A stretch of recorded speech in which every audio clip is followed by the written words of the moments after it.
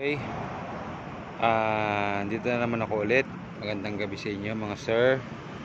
Re-reveal ko lang, may mga nagtatanong about sa underglow, kung saan daw siya nilagay.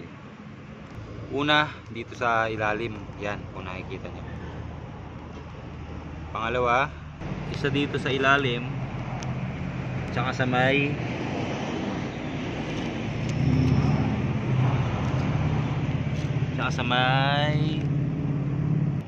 yan, sa loob ng ibabaw ng block. Yan. Bali tatlo lang siya mga sir. Tapos ang sukat ng gulong ko sa harapan 4590 by 17. Sa likod naman 5100 by 17. Yun lang naman kasi nakagawa na ako ng video about sa shifter.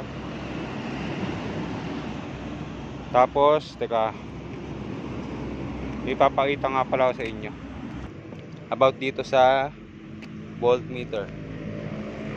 Yan, voltmeter. Kinabit ko siya dito sa, kung nakikita nyo itong switch na to, wait lang, ilawan natin itong switch na to. Dito lang siya kinunik.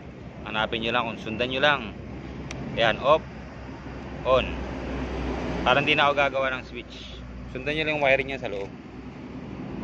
Tapos ito, kung nagtatanong sila, sa Brembo, sa Shopee ko nabili yan. Ang stock nito is kulay black, pero ito dati ko na itong ginagamit, so yun ang kinabit ko para silver, mas maganda. Ganoon din sa clutch. Tapos ito naman, kung nakikita yung switch na to, DIY lang, gawa ko lang din yan. Mahirap i-explain para sa hazard. So ang purpose yan, ganito,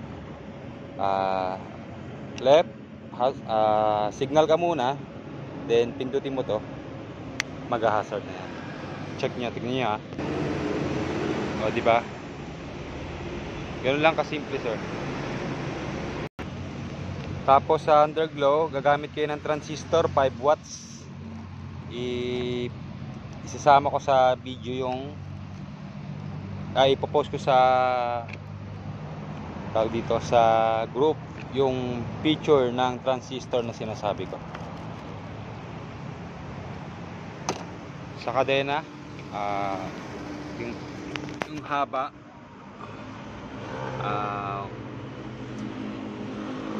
dito L130 428 heavy duty. Sa sprocket, sa nagtatanong sprocket ko, sa engine ko 16, sa rear ay 34. Yun lang. Salamat.